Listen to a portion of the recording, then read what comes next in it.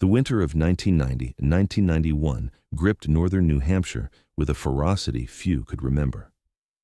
Snow began falling in early November and rarely stopped, piling in drifts that swallowed fences and buried roads for days.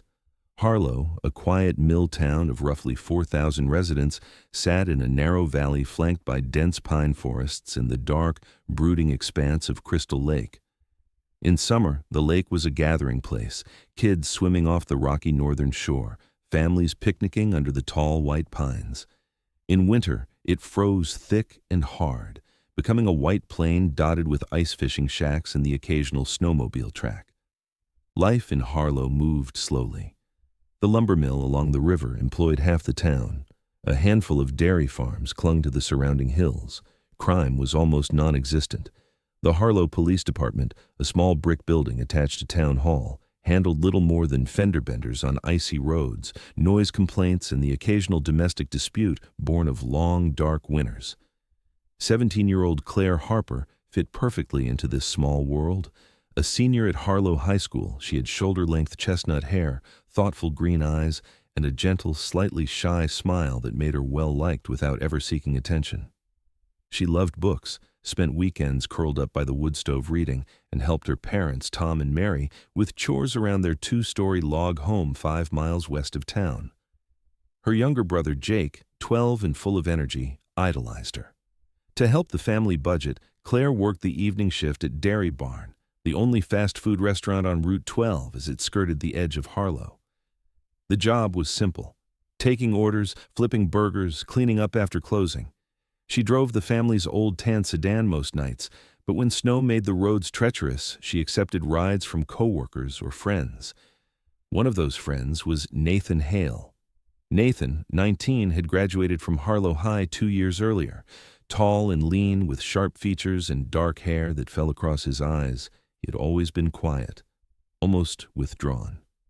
He worked as an apprentice mechanic at Riverside Garage on the south side of town. Claire and Nathan had known each other since middle school, shared study halls, occasional small talk in the cafeteria. Nothing romantic, at least not openly. But in recent months, Nathan had begun waiting in the Dairy Barn parking lot on stormy nights, offering Claire a ride home in his battered green Ford F-150 pickup. Wednesday, January 8, 1991, was one of those nights. Snow had been falling heavily since midday, driven by a biting northwest wind that reduced visibility to a few dozen yards. Dairy Barn saw almost no customers after 8 p.m. Claire stayed late to help close, wiping down counters, mopping floors, restocking the freezer. Her coworker Lisa Grant, a junior at the high school, remembered Claire humming softly to the radio as they worked. Around 10:25 p.m., the last lights, inside, went out. Lisa watched Claire pull on her dark red winter coat, wrap a thick gray wool scarf around her neck, and tug a knit hat over her ears. "See you tomorrow," Claire called, waving as she pushed through the door into the swirling snow. Outside, Nathan's green pickup idled at the edge of the plowed lot, headlights cutting pale tunnels through the storm. Claire climbed in without hesitation. A gust of wind slammed the passenger door shut behind her, sending a swirl of snow across the windshield that briefly obscured the glowing orange Dairy Barn sign in the rearview mirror. A long-haul trucker named Earl Morrison, hauling lumber south on Route 12, later told police he noticed the green pickup pull out of the lot and turn not toward the Harper home, but onto Forest Road 17, the narrow, unplowed track that wound deep into the pines along the northern shore of Crystal Lake. After that, Claire Harper was never seen again. The following morning, January 9th, Mary Harper climbed the stairs to wake Claire for school. The bedroom door stood slightly ajar. Inside, the bed was neatly made, clearly unslept in. The desk lamp still glowed softly. Claire's spare work jacket hung on the chair back. Her backpack sat by the door, packed and ready. A cold dread settled in Mary's chest. She called Dairy Barn immediately. The manager confirmed Claire had clocked out at 10:28 p.m. and left with someone in a green truck. Mary phoned Claire's closest friends, the high school office, even the county hospital in Lancaster 30 miles away. No one had seen or heard from her. As daylight faded into another snowy twilight, Tom Harper bundled Jake into the family sedan and drove through drifting snow to the Harlow Police Department. Chief Robert Vance, a stocky graying veteran with 25 years on the force, took the report personally at the front desk. The missing person entry was logged at 8:47 p.m. Claire Elizabeth Harper, female, 17, 5'6", 125 lbs, brown hair, green eyes.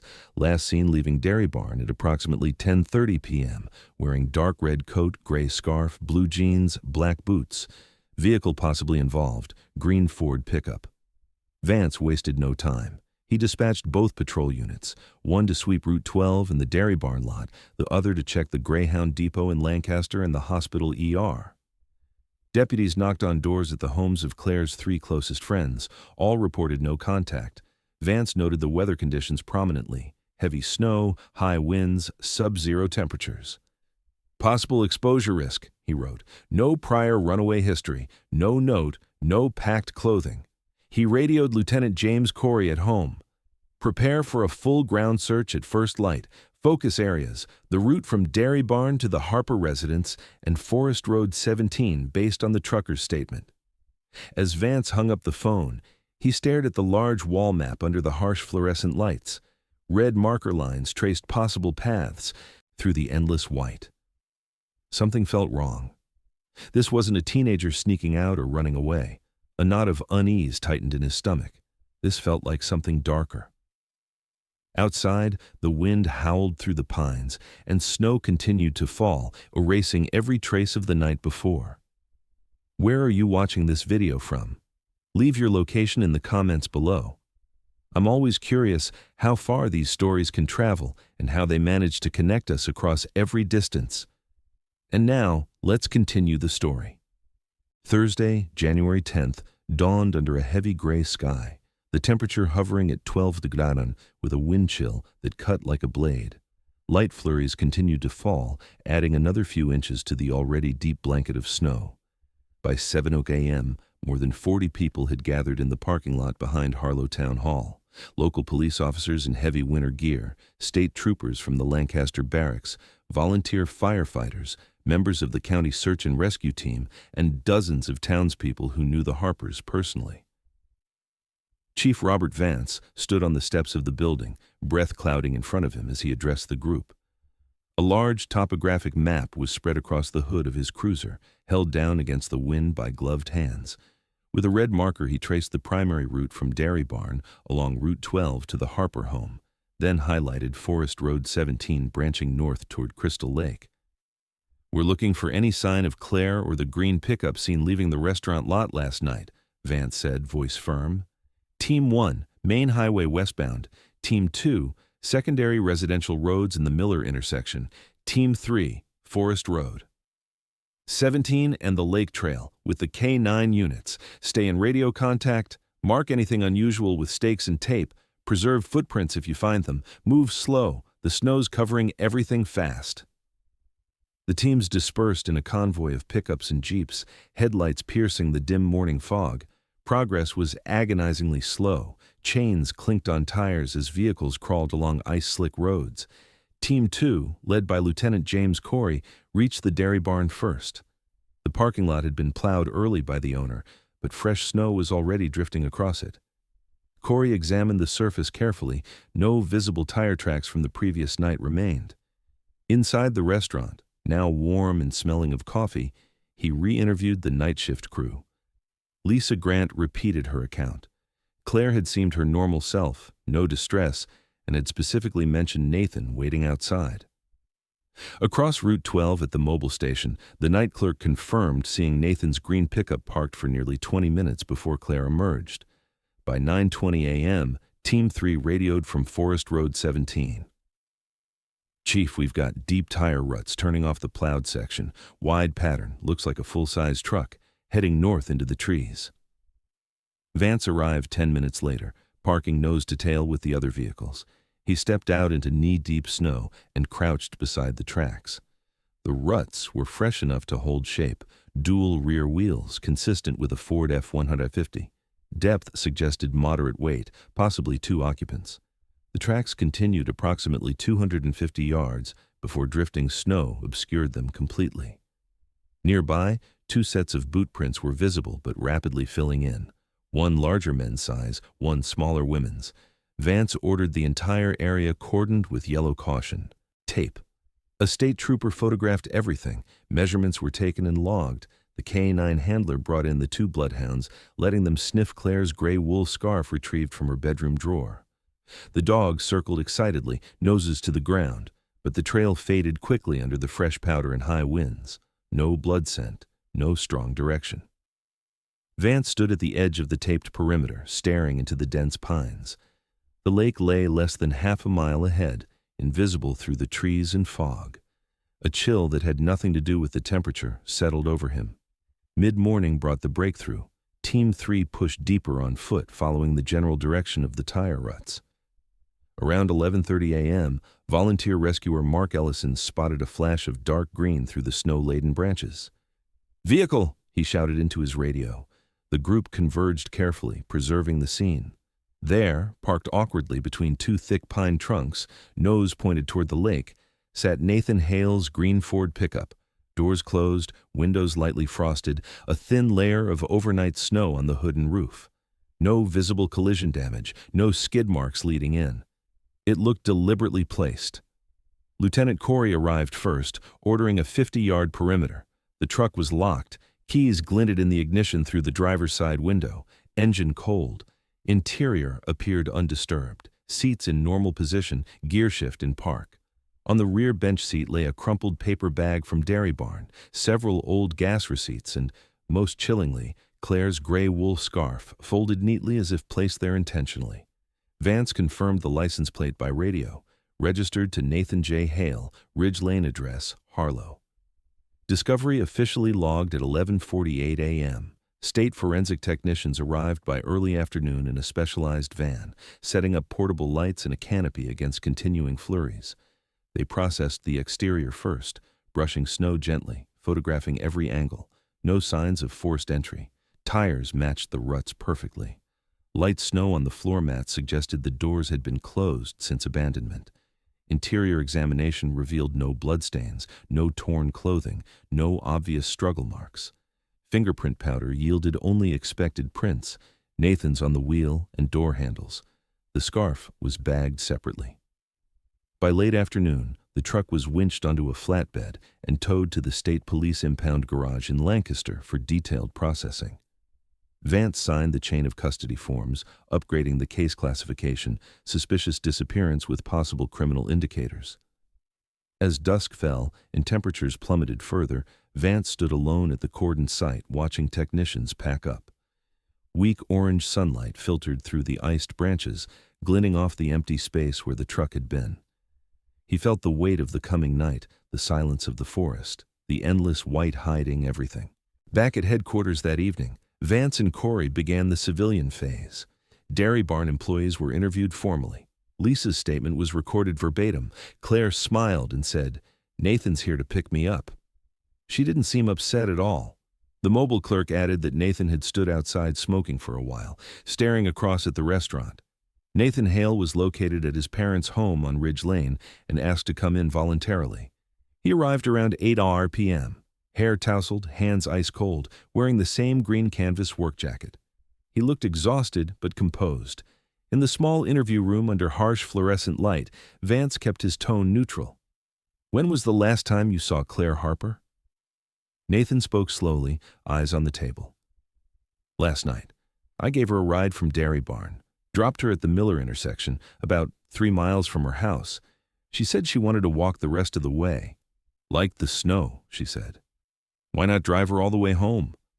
Roads were getting bad, truck was sliding on the ice, didn't want to risk the narrower residential streets. Corey, observing silently, noted the details that didn't add up. The Miller intersection lay southwest, while the truck was found deep north toward the lake. Departure time Nathan gave, around 10:35 p.m., was nearly 40 minutes earlier than the restaurant's clock-out log. When confronted, Nathan shrugged. "My dash clock's been off for weeks. Could have been later." Relationship questions drew short answers. Just old classmates. Helped each other out sometimes, no arguments. The interview lasted nearly 2 hours. No direct evidence existed to hold him. Vance ended by requesting Nathan remain available, and not leave the area. Driving back through heavy snow that night, Vance reread the transcript under the dashboard light. The answers weren't lies, exactly, but they felt carefully constructed, fragile. Outside, fresh flakes piled against the windshield, erasing the last visible tire tracks from the day's search. At headquarters, the scarf and other items were sealed and sent for preliminary lab work. Vance pinned new photos to the growing caseboard, the abandoned truck, the tire ruts, the boot prints fading under snow. He stared at the map again, red lines now converging on Crystal Lake like arteries to a heart buried in ice. Years of experience told him this case was slipping toward something far colder than the weather outside. Friday, January 11th, brought no break in the weather. The sky remained low and leaden, spitting intermittent flurries that added to the already impassable drifts. Temperatures stayed well below zero, freezing breath into ice on beards and eyelashes. The search around Crystal Lake expanded, now coordinated jointly between Harlow PD, state police, and volunteer rescue groups. Chief Vance divided the growing manpower, now nearly 60 people, into 5 teams equipped with radios, topographic maps, avalanche probes, and metal detectors. 2 K-9 units from the state police joined, their handlers bundled in heavy parkas. Priority remained the northern shore of Crystal Lake, steep wooded slopes interspersed with rocky outcrops and narrow trails winding through thick stands of pine and birch. A cold wind off the half-frozen lake whipped up powdery snow, creating whiteout gusts that limited visibility to 20 yards. Teams moved in slow wedge formations, probing the snow with long poles and marking points of interest with bright orange stakes. The dogs worked the shoreline first, noses skimming the crusty surface. Around 10:15 a.m., the western team, led by Lieutenant Corey, signaled a find. Roughly 450 yards from the lake's edge, in a small clearing surrounded by young pines, a short length of white cotton utility rope dangled from a low branch. The piece was about 2 feet long, one end cleanly cut, the other badly frayed as if yanked with great force. Corey halted his team immediately. "Possible evidence. Hold positions." He marked GPS coordinates and radioed Vance. Vance arrived on snowshoes 20 minutes later, breath puffing white. He examined the rope closely through gloved fingers. 1 to 2-inch diameter, 3-strand twist, common cotton construction. No blood visible, no clothing fibers caught in it. The branch it hung from was at shoulder height, approximately 5'6". The rope was carefully bagged and labeled Evidence Number 623. Photographs captured the scene from multiple angles, the frayed end, the branch angle, surrounding snow disturbance, minimal due to wind. The dogs were frightened, brought over. They sniffed intently but showed no strong reaction. No fresh human scent remained. Vance ordered a 100-yard radius sweep around the discovery site. Teams fanned out again, probing deeper. Several irrelevant items turned up. Old beer cans, a rusted fishing lure, scraps of plastic, but nothing connected to Claire. By early afternoon, the wind strengthened, driving stinging ice crystals into exposed skin. Visibility dropped further. Vance reluctantly called teams back to a temporary command post set up in a clearing near the road, a cluster of trucks with engines running for warmth. The rope was handed to the evidence officer for immediate transport to the state lab in Concord. Vance stressed absolute chain of custody. This could be the first real link. That same day, investigators began tracing the rope's origin. White cotton utility cord was ubiquitous, used for tying tarps, securing loads, farm work. Harlow and nearby towns had 7 stores carrying it. Vance and Corey started locally. Most owners shrugged. High-volume item, impossible to recall individual sales. But at Harlow Farm and Supply, a long-established shop on the south edge of town selling hardware, feed, and rope. The owner, Walter Brooks, remembered clearly. "Yeah, young guy came in January 6th, tall, dark hair, quiet, wore a green canvas jacket, bought 20 feet of that exact cotton rope, paid cash." Brooks pulled a handwritten ledger from behind the counter. The entry read, 1691, N. Hale, 20 FT white cotton rope, 480 cash. Vance photographed the page and obtained Brooks's signed statement. The customer had asked specifically for the strongest that doesn't stretch much when pulled tight. Back at headquarters late that afternoon, Handwriting on the ledger was compared to Nathan's interview signature.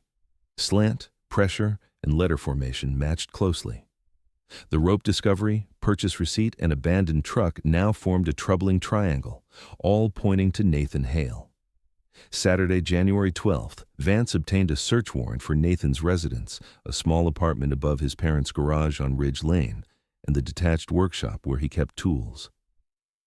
Execution began at dawn. Nathan was home, answered the door calmly, offered no resistance as Vance read the warrant. The apartment was tidy but sparse. Single bed, small kitchenette, wood stove still warm. Officers searched methodically, bedroom, closets, under furniture. In the workshop below, Lieutenant Corey opened a metal toolbox on the workbench. Inside, neatly coiled, lay approximately 10 feet of white cotton rope, identical diameter and twist to both the scene fragment and the store sample. Ends cleanly cut, no fraying. Nearby, a pair of worn work boots bore treads, matching faint impressions photographed near the abandoned truck, distinct arrow pattern in the sole. Both items were photographed in place, then seized and sealed. Rope, labeled Arfker 625, boots, were 626. Nathan, watching from the doorway, explained the rope was for tying down loads in the truck bed.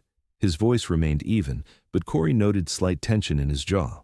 Soil samples were taken from around the property for potential comparison. The search concluded by midday. No blood, no clothing, no obvious signs of violence. Evidence was rushed to the state lab. Vance signed the final report with growing certainty. The pieces were aligning in a pattern too precise for coincidence. Monday, January 14th, brought the first lab results on the rope samples. The report, typed on aging paper, confirmed identical construction, diameter, and polymer makeup, natural cotton. Microscopic twist direction matched. However, the conclusion was cautious. Samples consistent with common commercial product cannot conclusively prove origin from same spool with current technology. No biological material detectable, no blood, no skin cells. 1991 forensic capabilities simply lacked DNA amplification and advanced fiber tracing. Vance read the report under his desk lamp, frustration mounting. The truck location, the scarf inside, the rope purchased 2 days prior, the matching coil at Nathan's home, all screamed connection. Yet legally, it remained circumstantial. The county prosecutor's office reviewed the file and advised insufficient probable cause for arrest. No body, no clear evidence of violence. Surveillance on Nathan was scaled back. He remained in Harlow, returning to work at the garage, speaking to no one about the case. Searches around Crystal Lake continued sporadically through late January, hampered by deepening cold and repeated storms. Dive teams were considered but dismissed. The lake ice was 3 feet thick, dangerous to cut. By early February, with no new leads and winter refusing to relent, Vance reluctantly suspended active operations. The file, thick with reports, photographs, and sealed evidence bags, was moved to archives. On the final entry, dated February 8, 1991, Vance wrote, "Case suspended pending new information or recovery of remains. Monitor suspect discreetly." Outside his office window, snow continued to fall, burying the last faint traces under another silent white layer, as if the town itself conspired to keep the secret frozen. Winter refused to loosen its grip on Harlow through the rest of January and into February 1991. Storm after storm rolled in from the northwest, dumping foot after foot of snow until Forest Road 17 became impassable even to snowcats. Crystal Lake froze to a depth of nearly 4 feet, its surface a seamless white plain scarred only by wind ripples and the occasional ice fishing hole. Chief Vance kept the file open as long as he could. Patrols continued sporadic checks of the lake area whenever weather allowed. Volunteer divers from the state police offered to cut holes for underwater searches, but the risks were deemed too high. Currents beneath the ice were unpredictable, visibility nil. Vance reluctantly stood them down. By mid-February, with no new evidence and the town slowly returning to routine, active investigation ground to a halt. The county prosecutor's office issued a formal memo. Insufficient grounds for charges against any individual. The case remained classified as a missing person, presumed accidental exposure or voluntary departure, though Vance's private notes reflected none of that optimism. On February 20th, Vance held a brief press conference outside Town Hall. Flakes drifted lazily under the sodium lights as he faced a small cluster of reporters from Lancaster and Concord. "We have exhausted all current leads," he said, voice steady but tired. "The severe weather has made further ground searches impossible. The investigation remains open, and we will follow any new information." Behind him, the case board in headquarters told a different story. Red pins marking the truck site, the rope discovery, Nathan's residence. Yellow string connected them in a tightening triangle. Nathan Hale returned to work at Riverside Garage in early March. He kept to himself, speaking only when spoken to.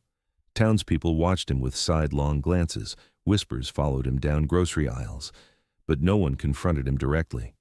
In late April, as the first mud season thaw began, Nathan packed his few belongings into the same green pickup, released from impound after processing, and left Harlow for good. He told his parents he had a job offer in Manchester, Massachusetts. No one pressed for details. The Harper family endured. Mary Harper kept Claire's bedroom exactly as it had been. Bed made, desk lamp ready, spare jacket on the chair. Tom threw himself into work at the mill. Jake, now 13, grew quiet and withdrawn. Every spring they posted new flyers. Every winter they braced for the anniversary. Years passed. The file gathered dust in the basement archives of the Harlow Town Hall, case number 91108, tagged Suspended Missing Juvenile. Decades slipped by. Crystal Lake thawed and refroze 27 times. Children who had searched as teenagers now had teenagers of their own. Chief Vance retired in 2005, moving to Florida with his wife, haunted by the one case he could never close. Lieutenant Corey took over as chief, then retired in 2012. Nathan Hale built a quiet life in Manchester, apartment rentals, steady work as a heavy equipment mechanic, no arrests, no marriages, few friends. He kept to himself, collected Social Security numbers under his real name, paid taxes on time. He never returned to Harlow. Then came the spring of 2018. After a relatively mild winter, thaw arrived early. Mid-April, snow had retreated to shaded north slopes, and the ground around Crystal Lake turned spongy with meltwater and decades of accumulated pine needles. On Saturday, April 14, 2018, Emily Grant, a 34-year-old graphic designer who had moved to Harlow 5 years earlier, took her golden retriever, Max, for a walk along the old northern trail. The air smelled of damp earth and emerging green. Sunlight filtered through budding branches, dappling the forest floor. Near a rocky outcrop about 60 yards from the water's edge, Max began digging frantically at a crevice between two granite boulders. Emily tugged him away, but not before noticing something metallic glinting in the damp leaves. She knelt, brushing aside layers of rotted foliage and mud. A corroded Sony Walkman cassette player emerged, gray plastic cracked tape spool visible through the foggy window. Nearby, half buried in the same crevice, lay several small bones and dark scraps of fabric that might once have been red. Emily's stomach dropped. She backed away, leashed Max tightly, and dialed 911 with shaking hands. New Hampshire State Police Major Crime Unit responded within the hour. Troopers sealed a 100-yard radius around the crevice. Forensic anthropologists and crime scene technicians arrived by early afternoon, erecting a white tent against possible rain. The bones, fragmented but clearly human, were carefully excavated and placed in evidence trays.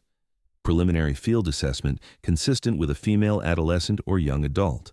Fabric scraps matched the color and weave of a 1990s-era winter coat lining. The Walkman was sealed in a dry bag. Its cassette tape, still inside, appeared degraded but potentially salvageable. By evening, the site was fully documented, GPS coordinates logged, photographs from every angle, soil samples taken. The remains and artifacts were transported under chain of custody to the State Medical Examiner's office in Concord. Captain Elena Ruiz of the Cold Case Unit was notified that same night. She pulled the archived file 911008 from Harlow, now digitized in part, and read through the yellowed reports under her desk lamp. The parallels were unmistakable. Crystal Lake, missing teen girl, abandoned truck, cotton rope. On April 16th, mitochondrial DNA extraction began on dental pulp from an intact molar. Claire's mother, Mary Harper, now 68 and still living in the same log home, provided a cheek swab reference sample the next day. Results returned April 20th, 99.91% maternal lineage match. Positive identification, Claire Elizabeth Harper. Cause of death preliminary, fractures to hyoid bone and cervical vertebrae. C3-C4 consistent with ligature strangulation applied from behind. No defensive wounds on remaining hand bones, suggesting rapid loss of consciousness. The case was officially reclassified. Homicide.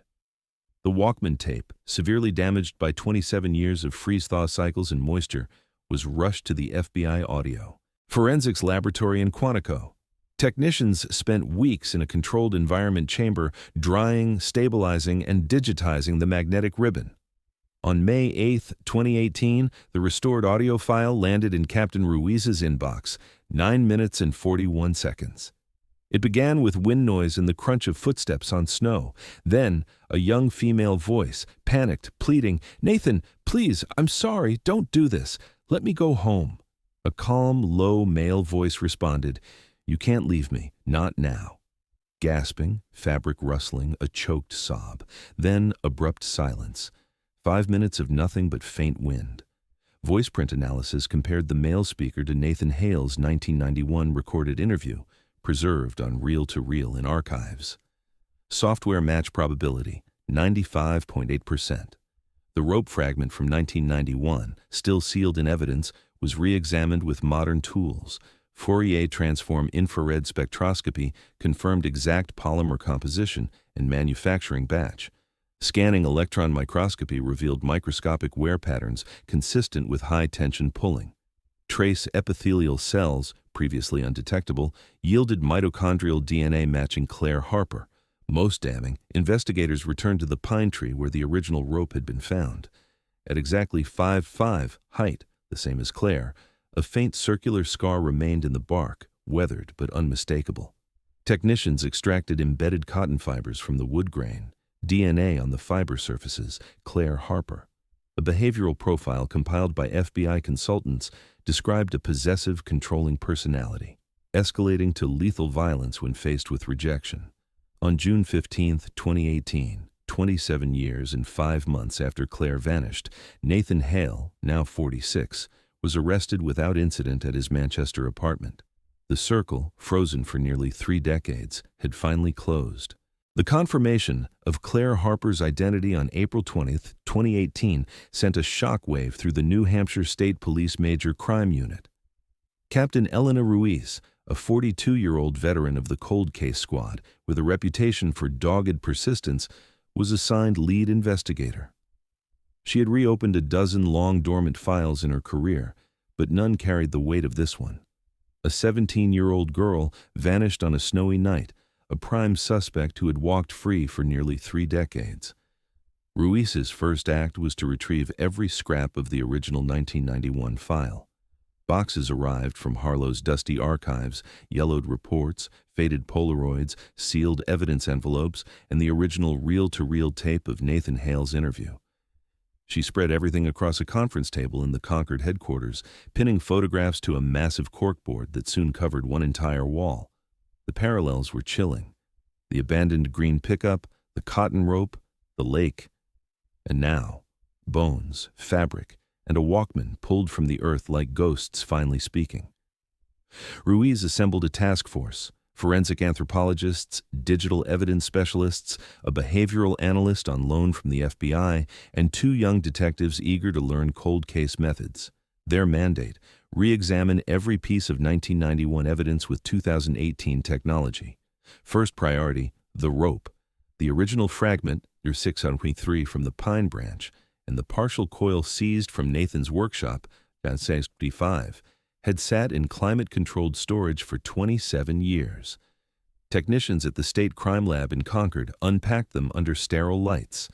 Dr. Sarah Lang, a materials forensic expert, began with non-destructive testing. Using Fourier transform infrared spectroscopy, FTIR, she scanned both samples. The resulting spectra overlaid almost perfectly. Identical cotton polymer composition, same microscopic additives from a now-defunct New England textile mill that produced this exact batch in late 1990.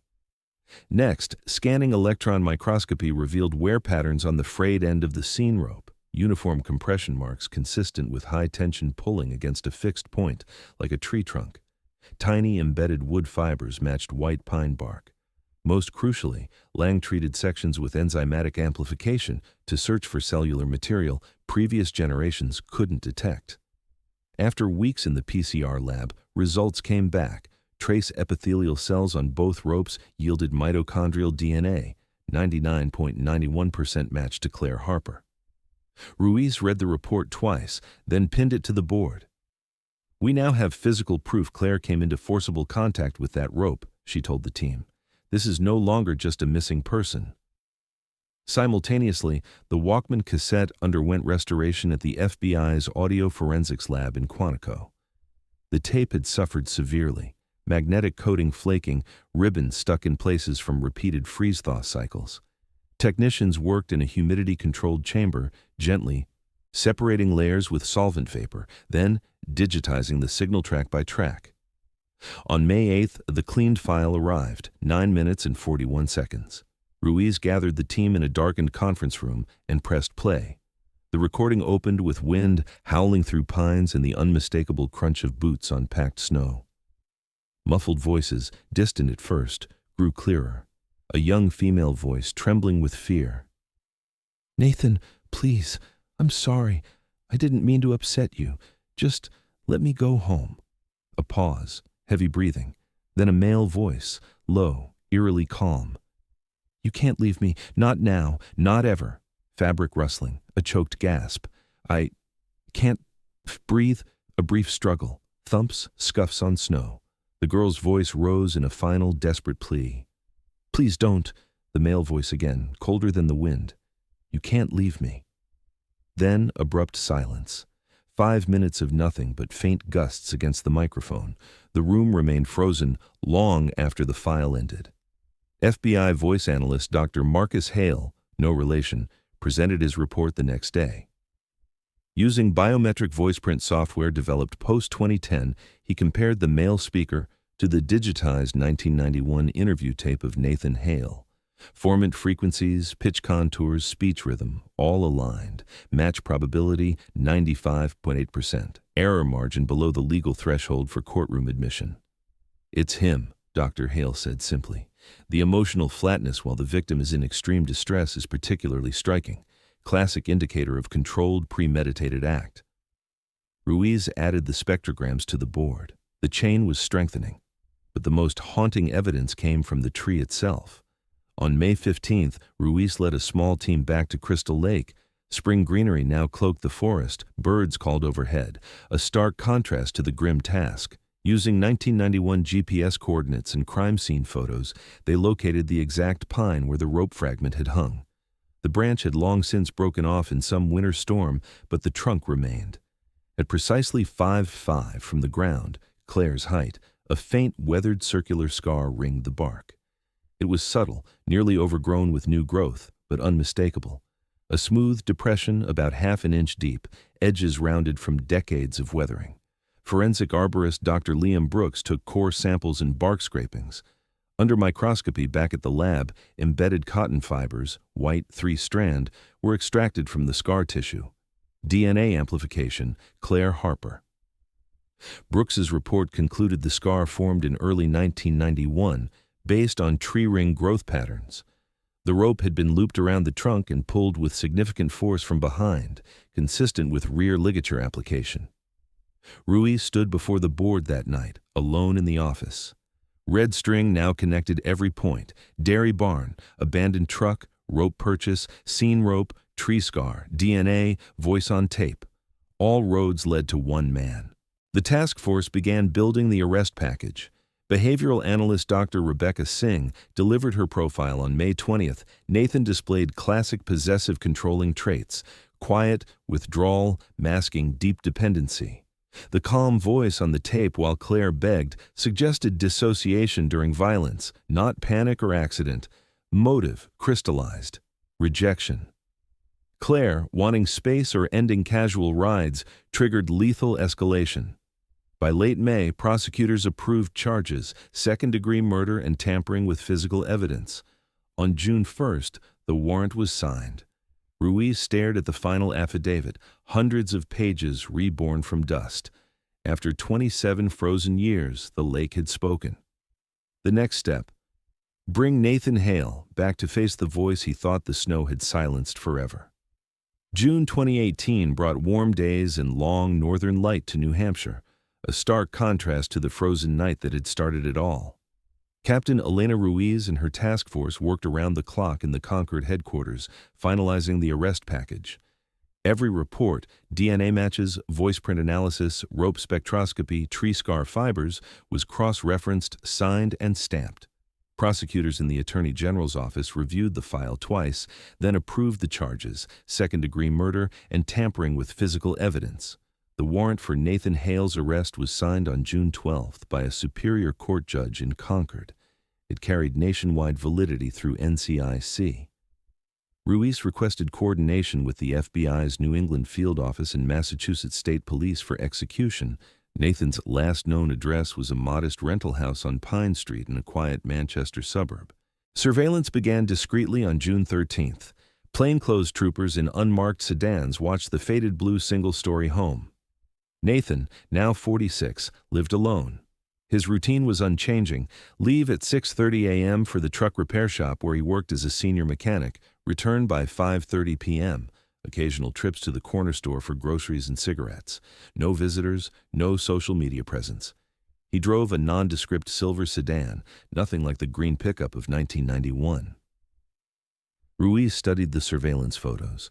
Nathan had aged, hair graying at the temples, face lined, but the sharp features and guarded eyes were unmistakable.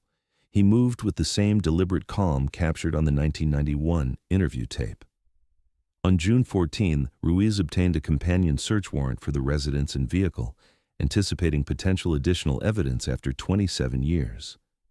Execution was scheduled for dawn, June 15th. At 5:45 a.m., 6 unmarked vehicles converged silently on Pine Street. Troopers in windbreakers took positions, 2 at the front door, pairs covering side and rear exits, a sniper on a neighboring roof as precaution. The neighborhood was still asleep. Only birds and distant traffic broke the quiet. Ruiz watched from the command van, heart steady but adrenaline sharp. This was the moment the lake's secret would finally face daylight. At 6:45 a.m., the exact minute Nathan usually brewed coffee, 2 agents approached the door and knocked firmly. "Nathan Hale, New Hampshire State Police, we have a warrant." The door opened slowly. Nathan stood in jeans and a plain gray t-shirt, coffee mug in hand. His eyes flicked across the agents, then to the vehicles outside. No surprise registered, only a brief tightening of his jaw. He set the mug down without a tremor. "I figured this day might come." Agents read the warrant aloud. Arrest for the murder of Claire Elizabeth Harper, committed January 8, 1991. Nathan listened in silence, then extended his wrists. The cuffs clicked shut, cold metal echoing in the morning air. As he was led to a waiting SUV, the search team moved in. The house was small and Spartan, living room with a worn recliner facing a small TV, kitchenette smelling of burnt coffee, bedroom with a single bed neatly made. In the bedroom closet, on a shelf behind folded work shirts, technicians found a small tin box, rust-flecked, lid dented. Inside, a short length of white cotton rope, coiled meticulously, ends cleanly cut, and beneath it, a stack of faded Polaroids. The top photo showed Claire Harper at 16, smiling in front of Dairy Barn, dark red coat bright against winter gray. Several others, Claire laughing in a school hallway, Claire walking a dog, candid shots taken from a distance. One technician photographed everything in place before sealing the box as new evidence, your 630. In a nightstand drawer, a worn notebook, mostly filled with repair logs and parts lists, but on the final page, in Nathan's precise handwriting, "You can't. Leave me. 1891. The phrase matched the restored tape exactly. Ruiz entered as the search concluded. Nathan sat cuffed in the living room, staring at the floor. She read him his Miranda rights again. He nodded. Do you understand these rights? Yes. Do you wish to speak with us? He looked up, eyes flat, voice low. I know why you're here. I've known for a long time. No resistance, no demands for a lawyer yet. The arrest was complete by 7:30 a.m. Clean, quiet, almost anticlimactic after 27 years of waiting. Nathan was transported in a secure convoy north to Concord, a 4-hour drive through summer green that felt worlds away from the white silence of 1991. Ruiz rode in the follow vehicle, tin box and notebook on the seat beside her. At headquarters by early afternoon, Nathan was processed, fingerprints, photos, DNA swab for future comparison. He remained cooperative but silent. Ruiz watched through observation glass as he was led to an interview room. The same calm demeanor from 1991, older, wearier, but unbroken. She knew the real confrontation was coming, the tape, the voice he thought buried forever. As Nathan sat alone under the harsh light, waiting, Ruiz gathered her files. The lake had held its secret long enough. Now it was time for the man who put it there to hear it speak again. Nathan Hale was booked into the New Hampshire State Police headquarters in Concord by mid-afternoon on June 15, 2018. Processing was routine, fingerprints retaken for confirmation, new mugshots, a voluntary DNA swab, he did not object, and a medical check. He remained polite, almost detached, answering only what was required, eyes rarely meeting those of the officers. Captain Elena Ruiz observed from behind the one-way glass of the holding area. 27 years had added lines to his face, silver to his hair, and a slight stoop to his shoulders, but the quiet intensity was the same as in the faded 1991 photos. He sat straight-backed on the bench, hands folded, staring at nothing. At 4:15 p.m., Nathan was escorted to interview room 3, a sterile space with gray walls, a bolted-down table, and ceiling-mounted cameras recording video and audio from multiple angles. He wore an orange jumpsuit now, cuffs removed once seated. A public defender had been contacted at his request, but Nathan waived immediate counsel, signing the form without hesitation. I'll talk, he said quietly to the transporting trooper. I've waited long enough. Ruiz entered with Detective Mark Harlan, her most experienced interviewer.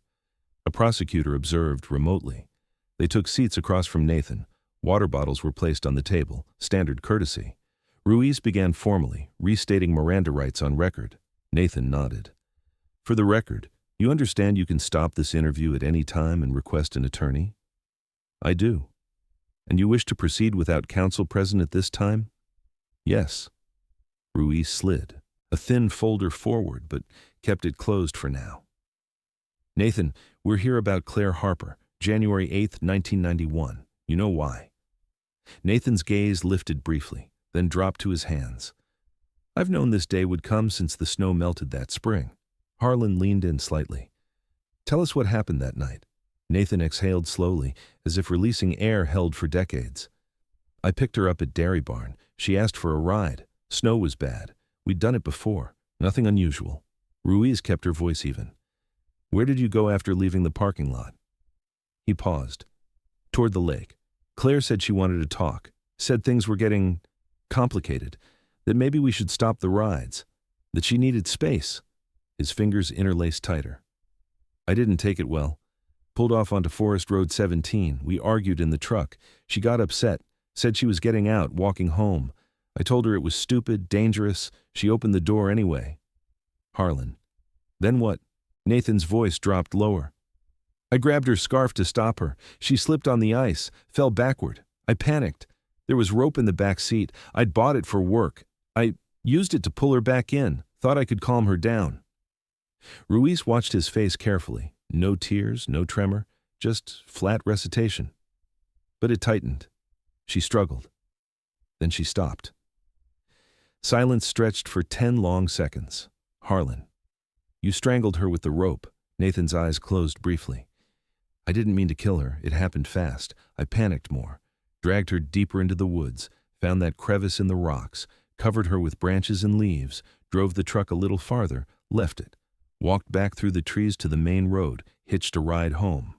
He opened his eyes again, staring at the table. Snow covered everything by morning. I thought, It would stay buried. Ruiz opened the folder now, sliding out a still from the restored tape, waveform printout, and a photo of the tin box from his apartment. We recovered a Walkman cassette near Claire's remains. It recorded the entire incident. Nathan's composure cracked for the first time, a slight flinch. Ruiz nodded to Harlan, who started the digital file on a laptop speaker. The room filled with wind, footsteps, then Claire's terrified voice. "Nathan, please, I'm sorry. Don't do this." Nathan's recorded reply, calm and cold.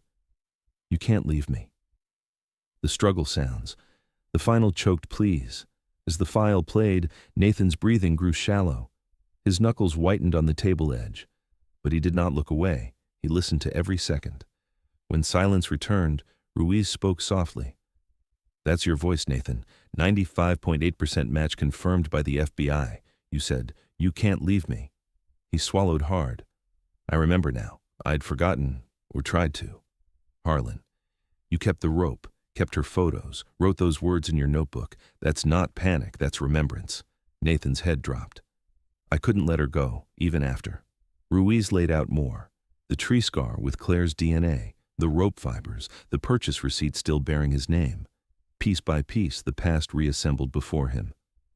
After 45 minutes, Nathan's voice grew hoarse. "It wasn't planned, but when she said she didn't want me around anymore, something broke. I couldn't let her walk away." He stopped short of full confession, no direct "I murdered her," but the implications were unmistakable. Ruiz pressed gently. "Did you intend for Claire to die that night?" Long pause. "I intended to stop her from leaving, whatever it took." The interview concluded at 6:20 p.m. Nathan signed the transcript summary, handwriting shakier than in 1991. As he was led back to holding, he paused at the door and looked at Ruiz. "Tell her family, I'm sorry it took so long." Ruiz met his gaze. "They've waited 27 years for more than sorry." Alone later in her office, Ruiz replayed the recording once more, not the tape from the lake, but today's interview. Nathan's voice, older now, carrying the same flat certainty. The confession wasn't dramatic, no tears, no breakdown, just quiet acceptance. But it was enough. The prosecution phase could begin. The trial would come. And Claire Harper, silent beneath the ice for nearly 3 decades, finally had her voice heard, in a courtroom where snow could no longer hide the truth. The partial confession extracted from Nathan Hale on June 15, 2018, was a turning point. But Captain Elena Ruiz knew it was only the beginning. Partial was the key word. Nathan admitted to the argument, the rope, Claire's death, and hiding the body. But he framed it as panic, an unintended consequence of trying to stop her from leaving in the storm. No premeditation, no intent to kill. Prosecutors needed an airtight case to counter any future crime of passion or accidental defense. Over the summer of 2018, the task force worked tirelessly to solidify every link. First, full forensic re-examination of remains. Dr. Sarah Lang collaborated with the state medical examiner to reconstruct the ligature mechanics. Using the recovered hyoid and cervical fragments, plus 3D modeling software, they simulated the strangulation. The model was chilling. The rope looped from behind, pulled upward and backward against the pine trunk as an anchor point. Force calculations showed sustained tension far exceeding what a simple fall or accidental snag could produce, equivalent to deliberate two-handed pulling for at least 30 seconds. Defensive wounds were absent on the remaining bones, but microscopic scratches on the collarbone area suggested fingernail marks, Claire clawing at the rope around her neck. The Walkman's position was key. Microphone sensitivity tests placed it within 1 meter of the struggle, likely in Claire's coat pocket, accidentally switched on during the argument. Behavioral analyst Dr. Rebecca Singh expanded her profile.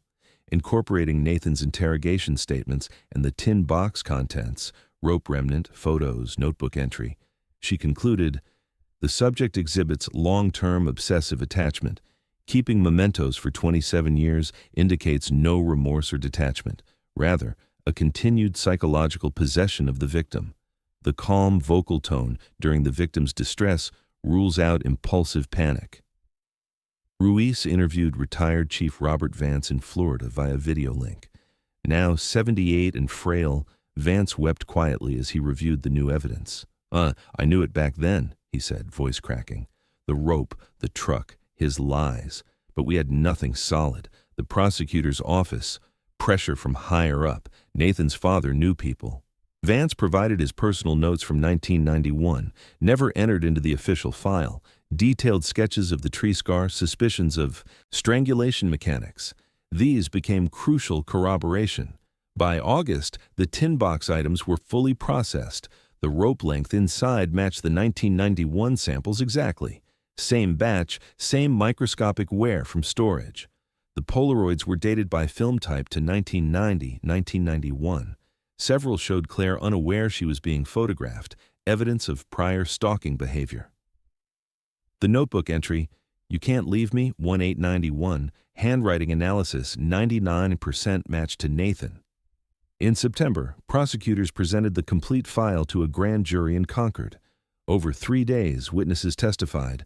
Dr. Lang on forensics, FBI audio expert on voice print, Dr. Singh on psychology, Emily Grant on discovering the remains. The indictment returned September 28th. Count 1, second-degree murder, knowingly causing death under circumstances manifesting extreme indifference to human life.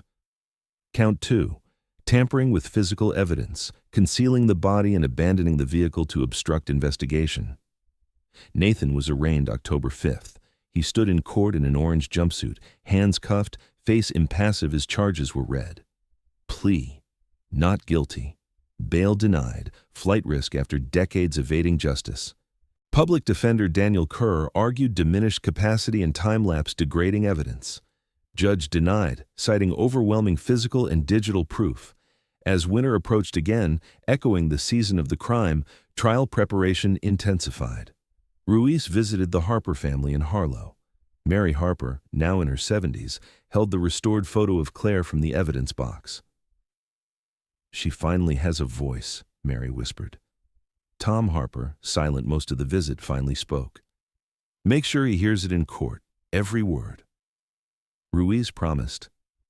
The trial date was set for April 2019, 28 years after the snow first fell silent over Claire's final moments. Outside the courthouse that October day, light snow flurries danced in the air, the first of the season. Ruiz watched them melt on the warm pavement. This time, the snow would not bury the truth. April 2019 arrived with the hesitant green of northern spring. Snow still lingered in shaded pockets around Crystal Lake, but the roads were clear as the trial of the state of New Hampshire versus Nathan James Hale opened in Concord Superior Court. The courtroom was packed, more than expected for a case nearly 3 decades old. Harlow residents filled the gallery, former search volunteers now gray-haired, classmates of Claire's, reporters from Boston and Manchester. The Harper family sat in the front row, Mary, Tom, and Jake, now 40, married with children of his own. They held hands tightly, eyes fixed forward. Nathan Hale, 47, entered in a dark suit provided by his attorney. Thinner than at arrest, hair neatly trimmed, he stood expressionless as the charges were read again: second-degree murder and evidence tampering. Judge Laura Ellison, a no-nonsense veteran known for tight control, presided. Prosecutor Karen Whitford led for the state, sharp, methodical, with a reputation for cold case victories. Public defender Daniel Kerr represented Nathan, experienced but facing an uphill battle. Jury selection had taken 2 weeks. 12 jurors and 4 alternates were seated, a mix of locals and commuters, carefully vetted to avoid deep Harlow connections. Opening statements began April 8th. Whitford stood first, voice clear and measured. On a snowy night in January 1991, 17-year-old Claire Harper accepted what she thought was a simple ride home from a boy she knew. Instead, she was driven to a remote forest road, argued with when she asked for space, and strangled with a rope the defendant had purchased days earlier. He then hid her body in a rock crevice and abandoned his truck to cover his tracks. For 27 years, Claire lay undiscovered beneath the ice and snow of Crystal Lake. But time and science have finally given her a voice, one you will hear today. She laid out the chain: rope purchase receipt, abandoned truck with Claire's scarf, matching rope at Nathan's home, tree scar with her DNA, the restored Walkman tape, voice identification. This was not an accident. It was not panic. It was possessive control that ended a young life, Kerr followed, cautious.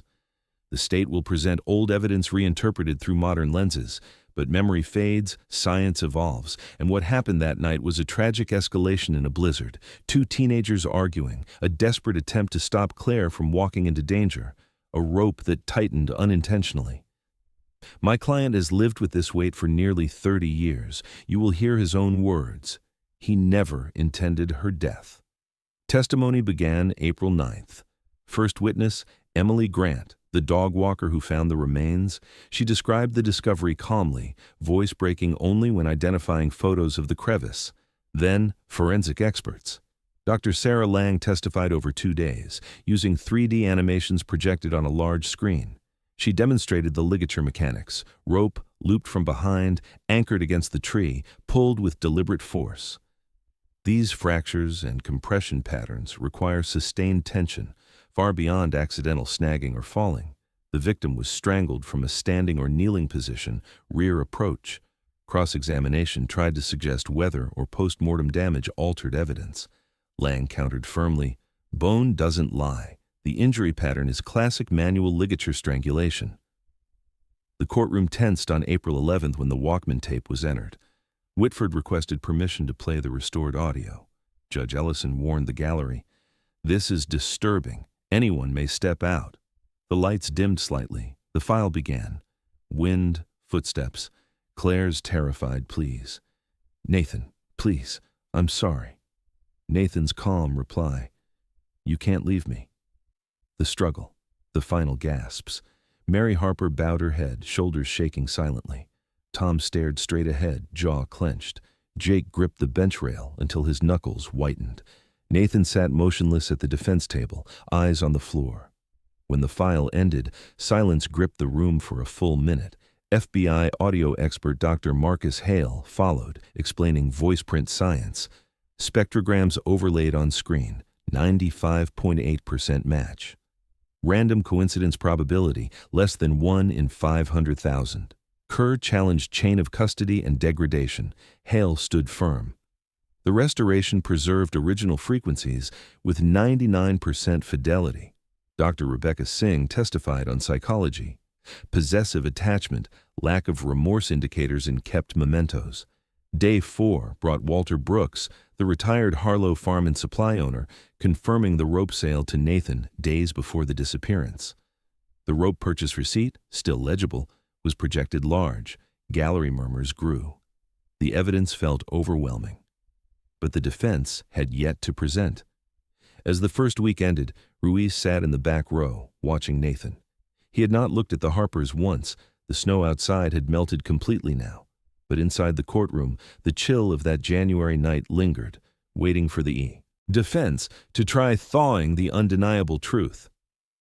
The second week of the trial, April 15th or 19, 2019, shifted to the defense case. Public defender Daniel Kerr called only a handful of witnesses, knowing the prosecution's evidence was formidable. His strategy: cast doubt on intent, emphasize the passage of time, and humanize Nathan as a man haunted by a youthful tragedy. First, a retired psychologist who had briefly counseled Nathan in high school testified to social isolation and poor emotional regulation, suggesting impulsivity under stress. Cross-examination revealed the sessions were only 328 years prior and no diagnosis of violence risk. Kerr then introduced weather reports from January 8, 1991. Blizzard conditions, near zero visibility, icy roads. He argued the remote location and storm could explain panic, Claire threatening to walk, Nathan trying to restrain her, the rope, meant for truckloads, accidentally tightening in a struggle on slippery ground. Prosecutor Whitford rebutted sharply and cross. If it was an accident, why purchase the rope 2 days earlier? Why hide the body in a crevice? Why keep her photos and a matching rope for decades? The most dramatic moment came on April 17th when Kerr called Nathan Hale to the stand. Nathan walked slowly, hands uncuffed, and took the oath. For the first time, he faced the gallery, eyes scanning the Harpers briefly before dropping. Kerr guided him gently through background. quiet childhood, no prior trouble, apprenticeship at the garage. Then the night. I cared about Claire, Nathan said, voice low but steady. More than she knew when she said she didn't want rides anymore, that she was seeing someone else. I lost it. We argued in the truck. She opened the door to leave. I grabbed the rope from the back to pull her in, didn't want her walking in that storm. She slipped. We both fell. The rope got around her neck. I tried to loosen it, but she stopped moving. His account faltered here. No tears, but a long pause. I panicked, hid the body, left the truck, thought the snow would cover it forever. Whitford's cross-examination was relentless. You purchased 20 feet of rope 2 days before. Why? For work, tying down parts. You kept a piece of that same rope for 27 years. Why? Nathan hesitated. I don't know. Couldn't throw it away. Whitford played the tape again. Shorter segment. Claire pleading. Nathan's calm.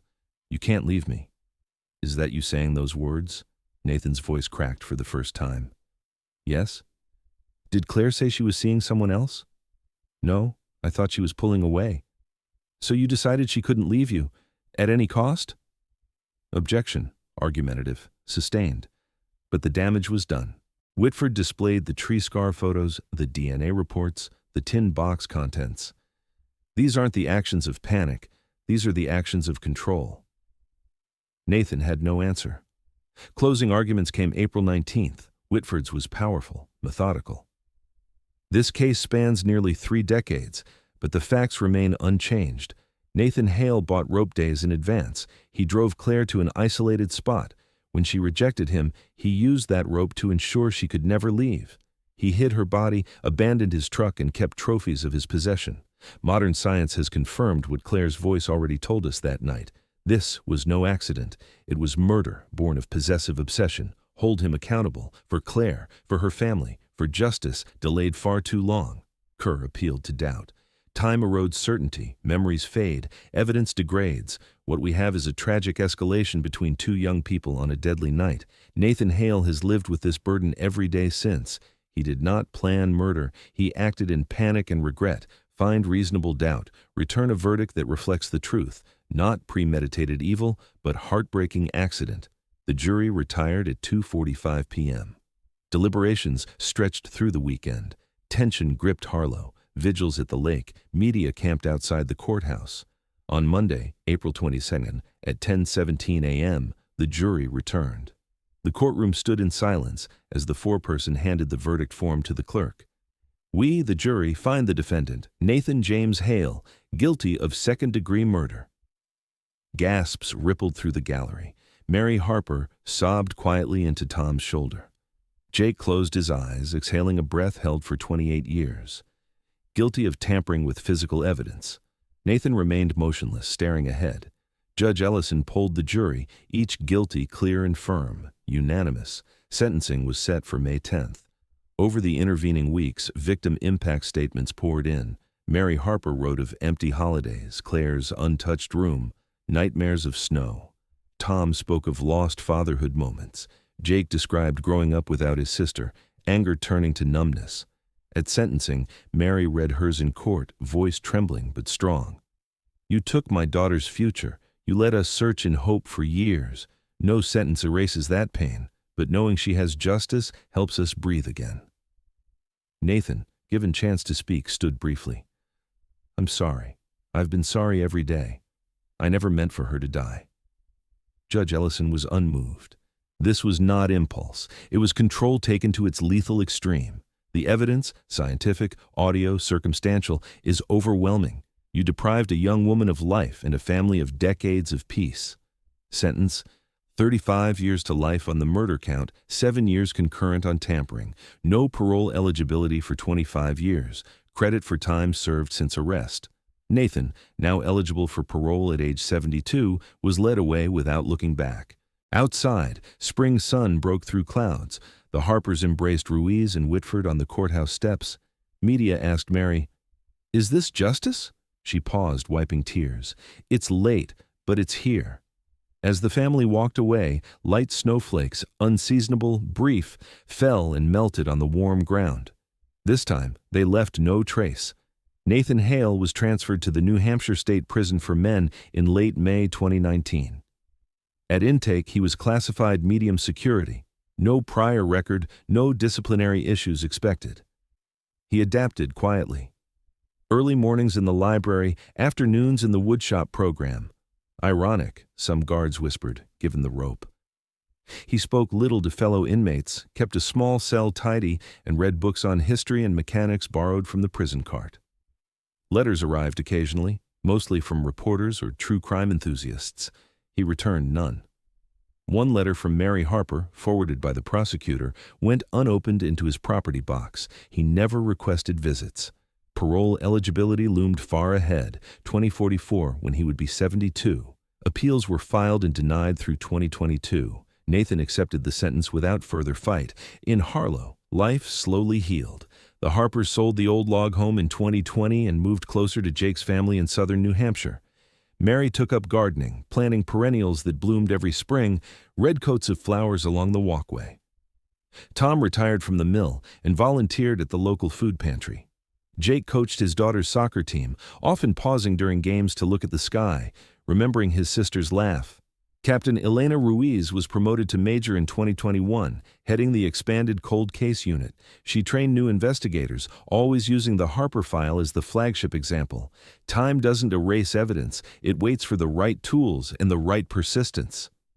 In 2020, the New Hampshire legislature passed Claire's Law, sponsored by Senator Jane Hollister of the Northern District. The bill's journey began quietly. Ruiz and Whitford testified before committees, sharing the case timeline and the cost of early inaction. The law mandated every missing minor report must be treated as a potential criminal case within 48 hours. Mandatory notification to state police if the person remains unfound after 72 hours.